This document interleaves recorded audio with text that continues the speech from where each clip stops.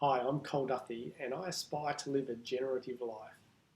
Curiously, I don't really comprehend everything that means, but I'm drawn to this idea of generativity. And in this mini talk, I want to unpack that a little bit.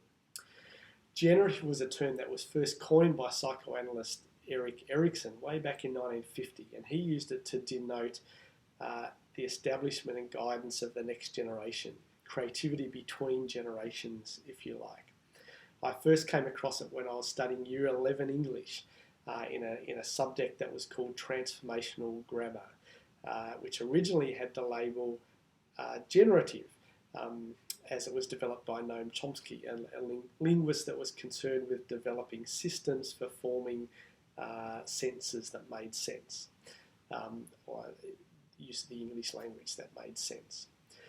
Since then, I've come across it in a variety of contexts, most notably when I was involved in the Society for Organisational Learning.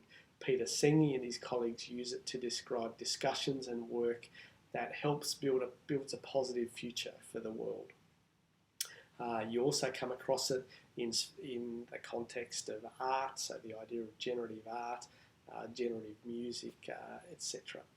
As I've looked at these, tried to understand the way that other people use the term, I've developed three characteristics that I think are true to the way that the word's been used historically, but for me give a more general container for and definition for the word, so that we can begin to talk meaningfully about what a generative life looks like, what generative work looks like, what generative relationships look like, etc. So, what are those three characteristics? So for me, firstly, for something to be generative, it has to be positively framed. So in other words, it needs to be full of hope. It needs to be optimistic. It needs to have that that sense about it that looks at the best things in life, the best that whatever sphere has to offer, rather than being skeptical, negative, etc. So for something to be generative, it needs to have that real sense of positivity around it. Secondly, it needs to be well formed in the same way that when I was studying transformational grammar, it was about what sensible English looked like. For something to be generative, it has to have that sense of being well formed. So generative music has to make sense within the genre of music.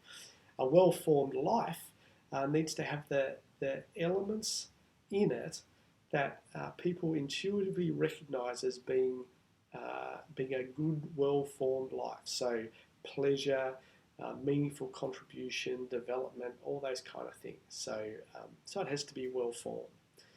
Thirdly, for something to be generative, it needs to have this sense of being life-giving, that it's vibrant. It injects something in it which is about the future as well. So the idea of generativity is that I'm not just doing something because it's worthwhile, but it has this sense of making a positive contribution into the future.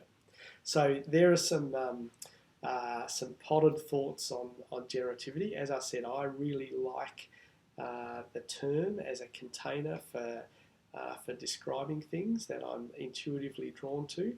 If you're interested in this and curious about what this might mean, and you'd like to continue to explore this with me, then I'd love to hear from you.